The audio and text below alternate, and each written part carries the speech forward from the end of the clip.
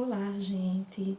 Na aula de hoje, nós iremos abordar sobre a motilidade do sistema gastrointestinal, focando aí nos princípios gerais e tipos funcionais de movimento.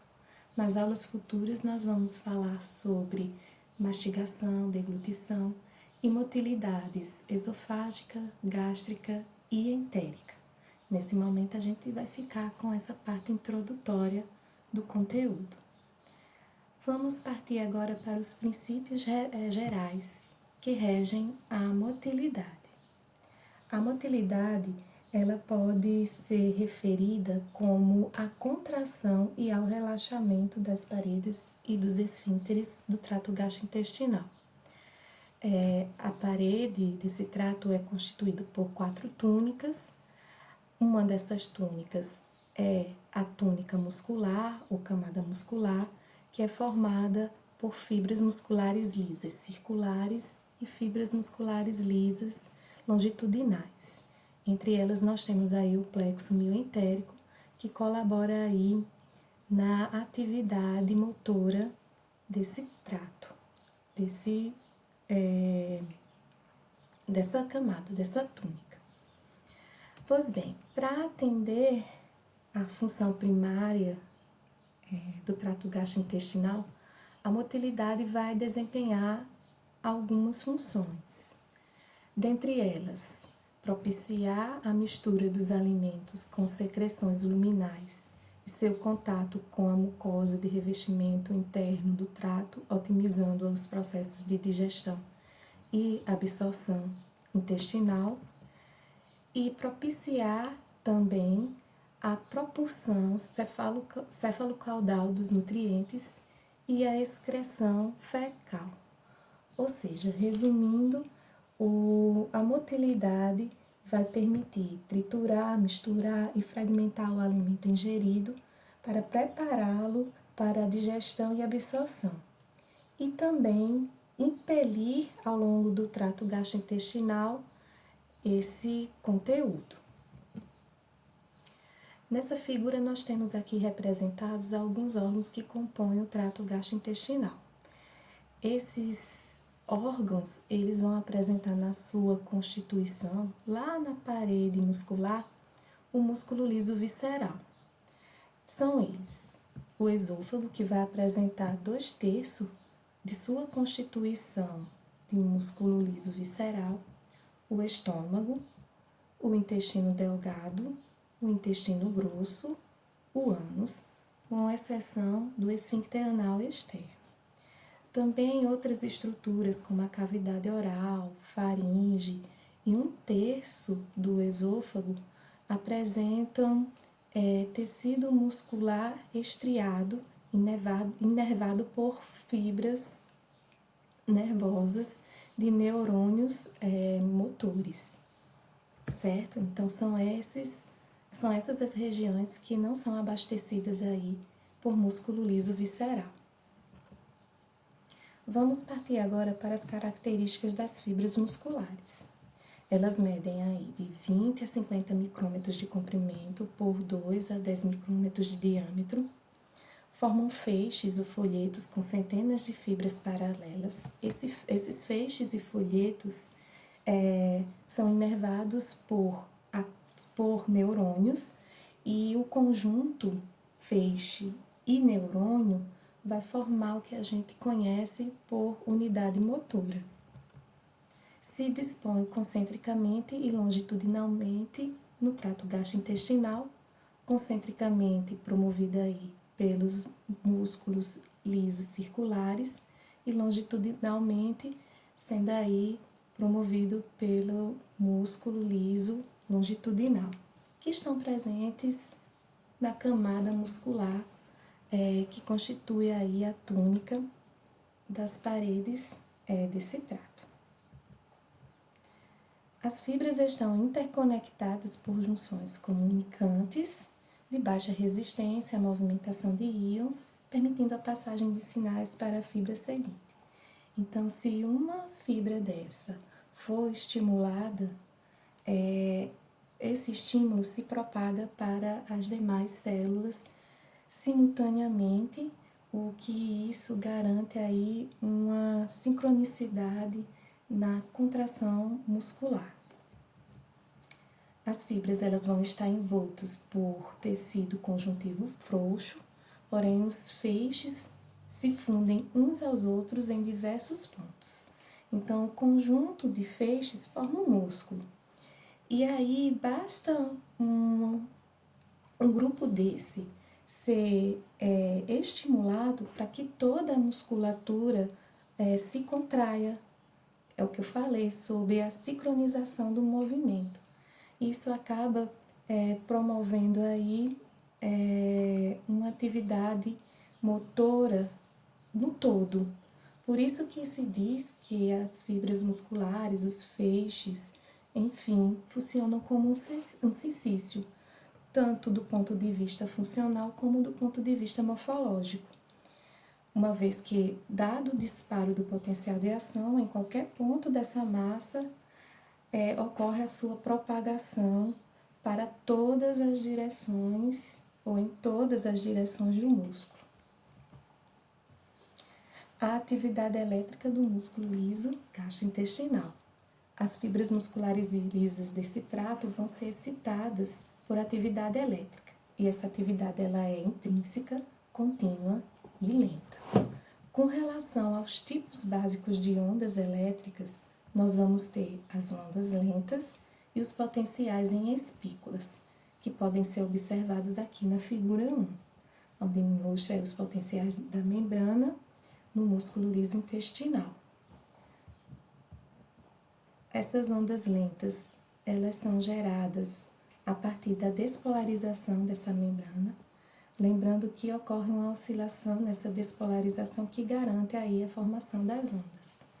Já os potenciais em espículas ou os potenciais em pontas são formados, como podemos observar, na ponta da curva, certo? Ou no topo da curva, ou na crista da curva. Então, são dependentes aí, inicialmente, da formação de ondas lentas, para que ocorram, em seguida, os potenciais em espículas. Os efeitos das variações de voltagem no potencial de repouso. Nós vamos observar a despolarização e a hiperpolarização. A despolarização vai promover, como vimos, a formação dessas ondas, a motilidade, enquanto que a hiperpolarização ela não vai garantir a formação de ondas lentas ou potenciais em espículas. Sobre as ondas lentas, elas podem ser definidas como variações lentas e ondulantes do potencial de repouso da membrana do músculo liso. Essas ondas lentas não são potenciais de ação. Como vimos, são variações oscilantes do potencial de repouso da membrana. A intensidade varia normalmente entre 5 e 15 milivolts. Vale aqui lembrar que o valor ou a voltagem do potencial de repouso da membrana é, em média, menos 56 milivolts, podendo variar aí de 50 a 60 milivolts. Quando ocorre aí um acréscimo de 5 a 15 milivolts, nós temos aí o início da formação dessas ondas. A frequência de ocorrência de ondas lentas vai variar nas diferentes partes do trato gastrointestinal, sendo aí de 3 a 12 ondas por minuto. Essa frequência ela é também conhecida como ritmo elétrico basal. E aqui nós temos alguns exemplos. A frequência de formação de ondas lentas no estômago é de cerca de 3 por minutos. Já no duodeno, será de 12 ondas lentas por minuto. E no ilho terminal, de 8 a 9 ondas por minuto. A origem das ondas lentas ocorre possivelmente nas células intersticiais de Cajal.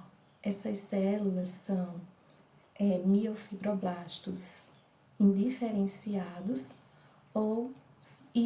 vamos colocar assim, e é o conjunto, e fibras musculares lisas diferenciadas. Então, é o conjunto. É tanto formado por miofibroblastos indiferenciados, como também é formado por fibras musculares lisas diferenciadas.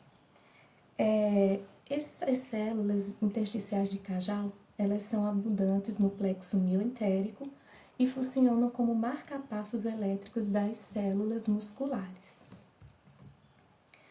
As ondas lentas causam contrações basais da musculatura lisa do trato gastrointestinal.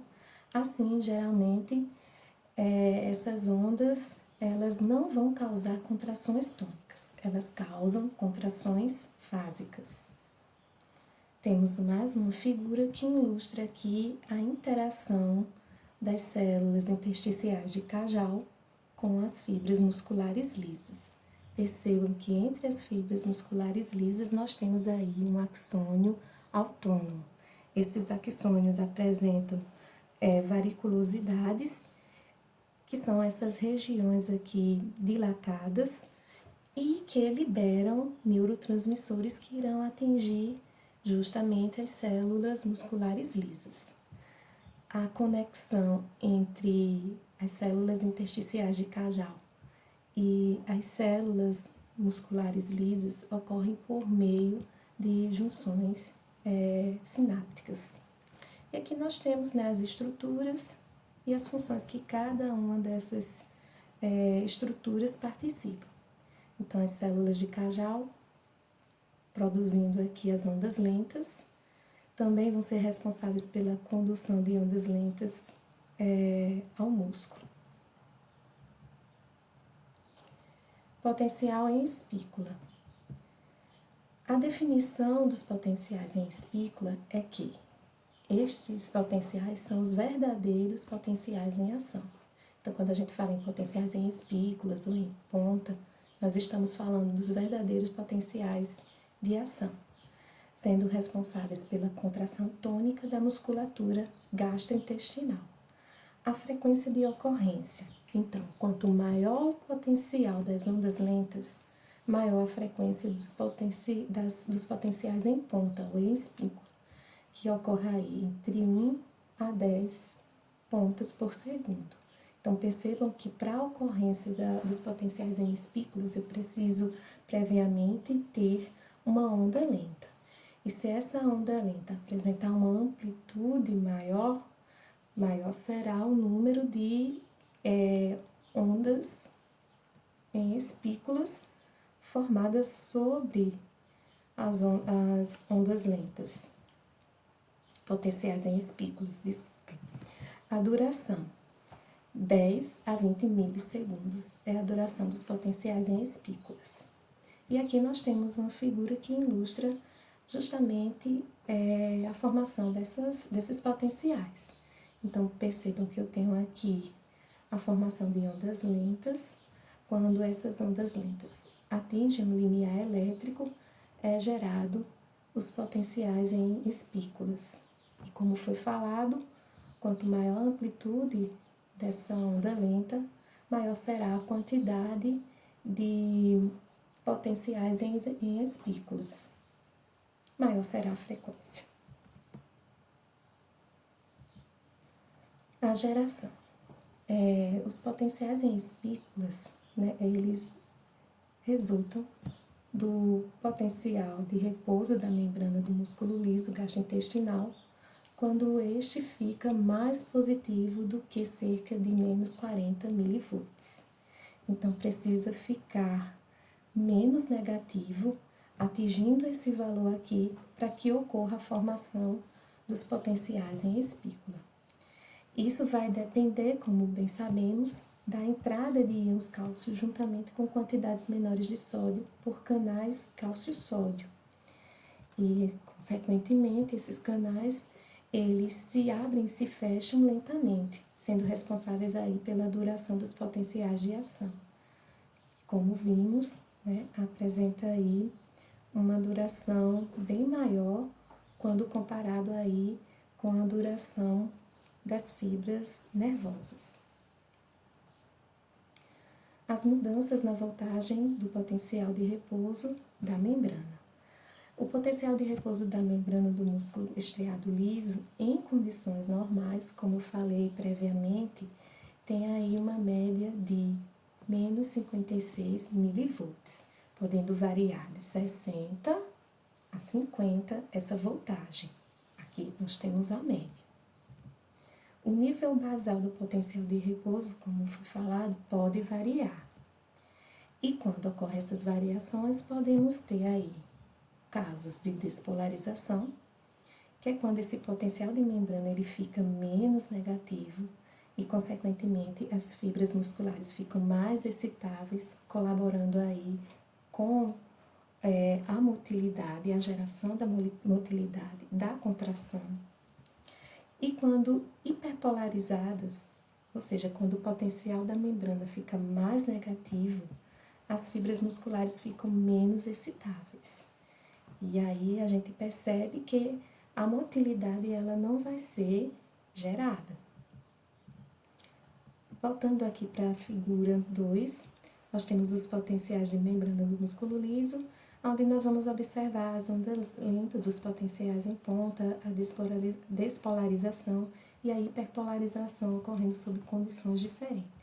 Então, percebam que aqui eu tenho a hiperpolarização, quando o potencial de membrana ele fica muito negativo, certo? Então, não gera essas ondas, como podemos observar aqui.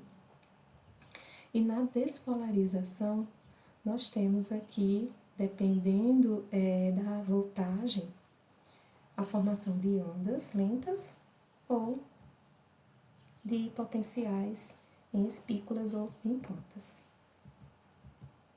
Os fatores que vão contribuir para que ocorra a despolarização da membrana da fibra muscular são o estiramento do músculo, a ação da acetilcolina pelo sistema nervoso autônomo parasimpático, a estimulação por hormônios gastrointestinais específicos.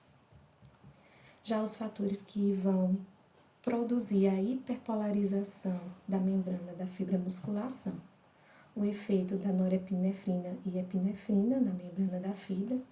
Aqui lembrando que o efeito dessa norepinefrina e epinefrina condiz com o efeito das catecolaminas, ou seja, daqueles hormônios produzidos lá na medula adrenal e que são lançados na corrente sanguínea. A estimulação nervosa simpática, principalmente pela norepinefrina, também é outro fator que vai ser de fundamental importância para a hiperpolarização da membrana da fibra muscular. E os cálcios e contração muscular. Então, vimos que para gerar potenciais em espículas, que são os verdadeiros potenciais em ação, há necessidade de algumas condições. Para que ocorra a contração, eu preciso de cálcio, certo? Então, é uma das primeiras condições. Então, lá na parede do trato gastrointestinal, as fibras musculares lisas, para que elas possam executar a sua função, que é a função contrátil, ela vai precisar desses íons de cálcio. Esses íons de cálcio, para adentrar a fibra muscular, ela precisa passar por certos canais, como podemos observar aqui na figura. Aumentando aqui a membrana celular ou sarcolema da fibra muscular, podemos observar aí esses canais. Outro ponto interessante é que na membrana plasmática ou no plasmalema das fibras musculares lisas, há uma estrutura chamada de cavéolas. Nessas estruturas ficam contidos o cálcio. Então, para que esse cálcio penetre no interior da célula, tem que ocorrer a despolarização, que é dependente de voltagem elétrica. Ocorreu a despolarização, esse cálcio penetra na célula e, juntamente com os íons cálcios que estão armazenados lá no retículo sarcoplasmático, esse cálcio vai se ligar com a calmodulina, formando aí o complexo cálcio-calmodulina, que ativam aí os filamentos de actina. Uma vez esses filamentos de actina ativados, vai ocorrer a ligação com filamentos de actina. Então, ocorre a ativação dos filamentos de miosina, através desse processo ocorre forças de atração que faz com que esses filamentos de miosina se liguem aos filamentos de actina. Ocorrendo essa ligação, temos aí o processo contrátil instalado. Ocorre, então, a contração muscular. A contração tônica de alguns músculos lisos gastrointestinais. Vamos para as características desse tipo de contração. Então, vimos que há dois tipos de contração. A contração fásica, que é dependente aí das ondas lentas, e a contração tônica, que é desencadeada também pelos potenciais em espículas. Esse tipo de contração vai estar presente, no caso da tônica, nos esfíncteres, que estão distribuídos no trato gastrointestinal, bem como também vai acontecer no fundo do estômago. Então, são os locais de ocorrência de contrações tônicas. Já com relação à contração fásica, é aquela que vai acontecer nas paredes do trato gastrointestinal, certo? Esôfago, estômago e intestino. Vamos lá. Com relação à característica da contração tônica, ela é contínua, ela ocorre constantemente, ela cessa raramente, não está associado ao ritmo elétrico básico das ondas lentas, como eu falei previamente. Ela está associada à geração dos potenciais em espícula, dura vários minutos ou horas, diferentemente do que acontece com as contrações fásicas, que duram apenas segundos ou minutos, e podem aumentar ou diminuir de intensidade. As causas da contração tônica, então elas podem ser promovidas por potenciais em espículas repetidos sem interrupção, também podem ser causadas por hormônios ou outros fatores que produzem a despolarização parcial contínua da membrana do músculo liso, sem provocar potenciais em ação. E a terceira causa é a entrada contínua de íons cálcios no interior da célula, que se dá por modos não associados à variação do potencial de membrana. Os tipos funcionais de movimento. Vamos partir agora para o estudo, da motilidade. Quais são os movimentos que são executados aí pela parede do trato gastrointestinal? O primeiro, nós temos os movimentos propulsivos, que fazem com que o alimento percorra o trato com velocidade apropriada para a digestão e absorção. E aqui nós temos a contração peristáltica como exemplo. Essa contração peristáltica, ela vai ser promovida pela camada muscular, tendo a participação aí tanto do músculo liso circular quanto do músculo liso longitudinal. Então, ambos participam aí na geração desse tipo de contração.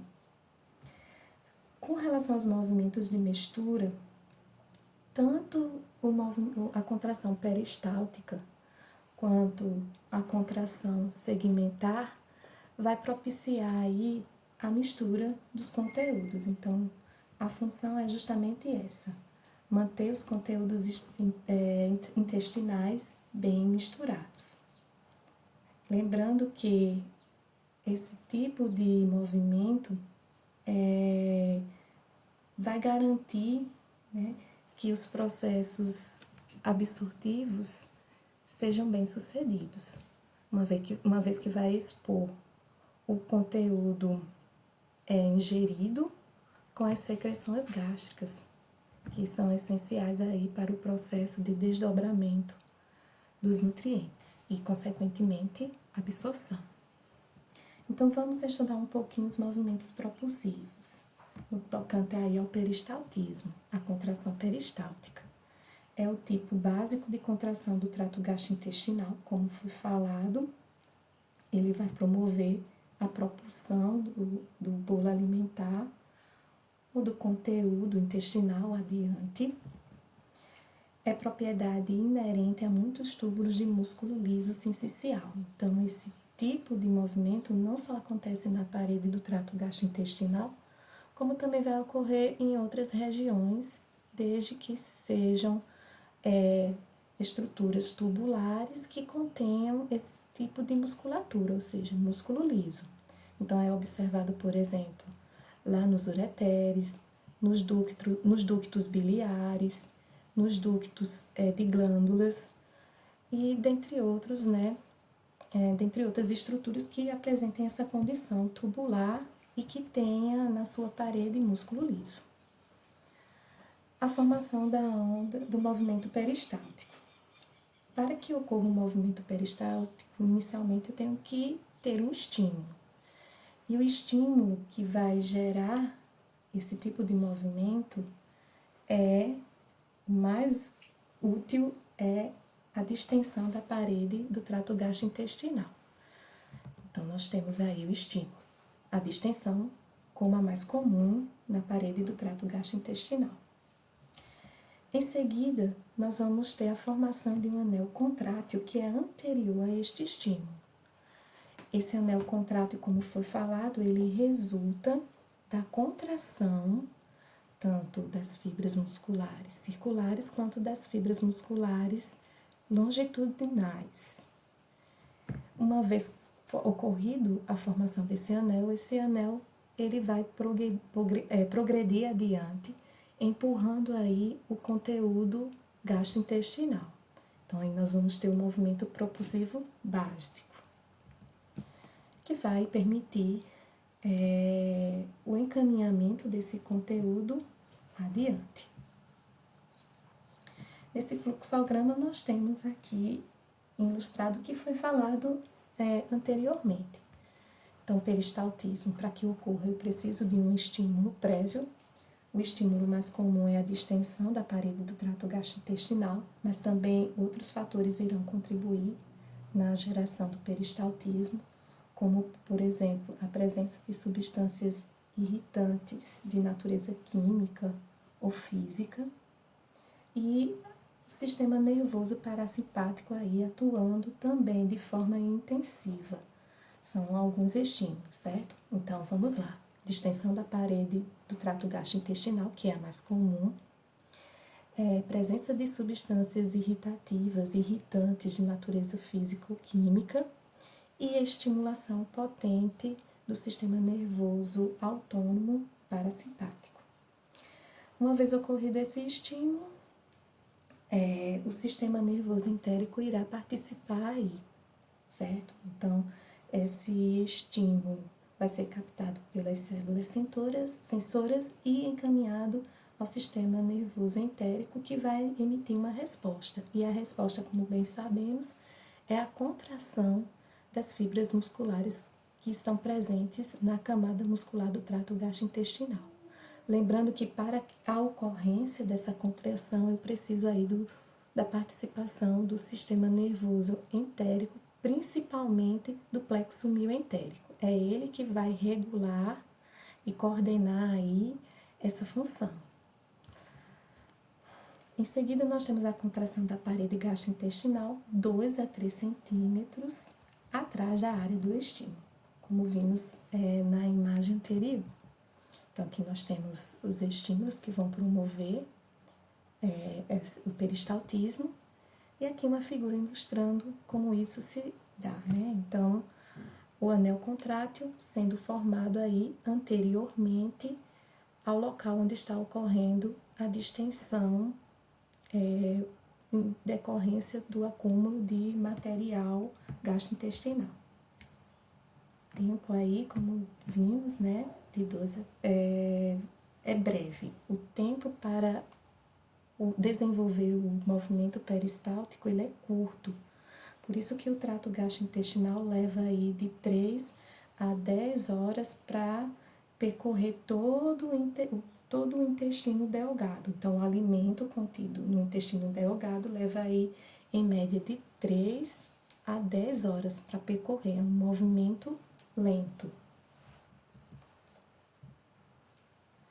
A função do plexo mioentérico no peristaltismo. Então, como vimos, as fibras aí que vão estar envolvidas são as fibras musculares lisas, circulares e longitudinais, que, como foi falado, contém aí o plexo mioentérico, e é justamente esse plexo que vai garantir a motilidade, ou seja, o peristaltismo. Se porventura determinado segmento do trato gastrointestinal não apresenta esse plexo mioentérico, como a gente viu na nossa primeira aula, no caso da síndrome de Hirschsprung, o que é que vai acontecer? O movimento peristáltico ele vai ser fraco ou não vai ocorrer, ok? Da mesma forma, o peristaltismo ele pode ser deprimido ou bloqueado com o uso de atropina. O que é interessante aqui de observar é que a atropina ela vai bloquear a ação dos terminais nervosos colinérgicos do plexo mioentérico, não lá do sistema nervoso autônomo, certo? Não vai ter aí essa influência. Movimento direcional das ondas peristálticas para o ônus. Então, o peristaltismo pode ocorrer em ambas as direções a partir do ponto estimulado, mas cessa rapidamente na direção oral, que se mantém na direção anal. Então, nesse conceito aqui, o peristaltismo ele ocorre em ambas as direções, sendo que a da direção oral é cessada e a da direção anal ela vai ser mantida. A causa da transmissão direcional do peristaltismo não é bem conhecida, porém possivelmente resulte do fato de que o próprio plexo mioentérico seja polarizado na direção anal. Então, possivelmente quem vai garantir esse direcionamento anal é justamente o plexo mioentérico. Reflexo peristáltico ou reflexo mioentérico e a lei do intestino. Então, mais uma vez, temos um fluxograma que mostra como isso ocorre. Então, o reflexo peristáltico ou mioentérico é aquele que envolve, como bem sabemos, o plexo mioentérico. Então, nós temos o estímulo, que é captado pelas células sensoriais, encaminhadas para o plexo mioentérico por meio de nervos aferentes, que vai integrar lá com os interneurônios, e nós vamos ter uma resposta seguida, promovida pelos nervos eferentes para a parede do trato gastrointestinal. Então, é o que já sabemos, né? Temos o estímulo do segmento do trato gastrointestinal, promovido pela distensão, um dos estímulos, como vimos, existem outros. Formação do anel contrátil do lado oral, do segmento distendido. O anel contrátil se move adiante para o segmento distendido, e o que é interessante aqui é que esse segmento, aonde contém o alimento, na sua região, na sua direção anal, a parede ela vai sofrer uma distensão para receber esse conteúdo que vai ser empurrado pelo anel contrátil. Então, o conteúdo do trato gastrointestinal, ele é empurrado na direção, na direção anal, 5 a 6 centímetros antes de cessar, e aí nós temos, né, essa condição, o relaxamento receptivo, que consiste justamente em relaxar a parede do trato gastrointestinal, no sentido aí anal, para garantir o recebimento desse conteúdo que vai ser empurrado, né, pelo anel contrátil. Então, a parede muscular do trato gastrointestinal relaxa adiante e permite que o conteúdo seja impulsionado na direção anal.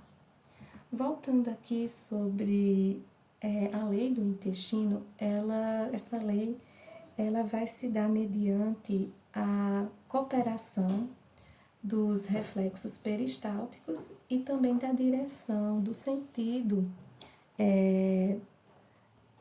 do movimento peristáltico, que, como a gente sabe, esse movimento, o sentido dele é anal.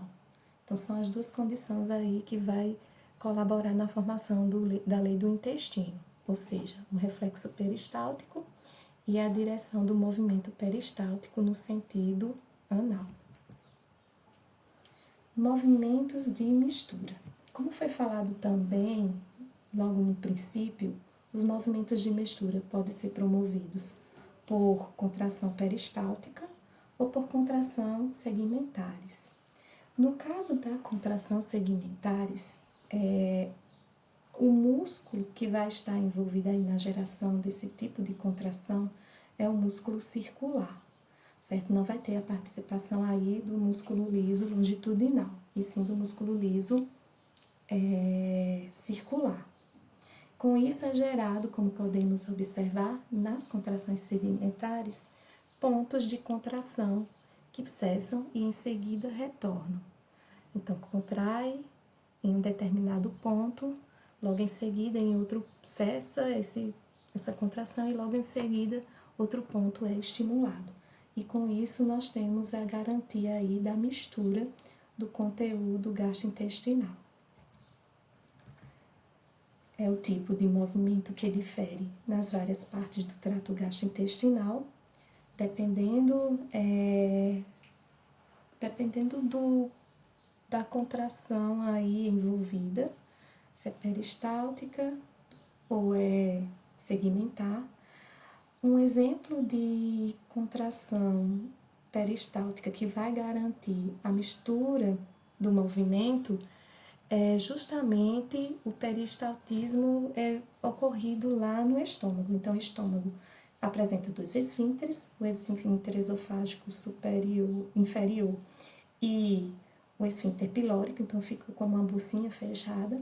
A onda propulsiva é gerada e propagada adiante.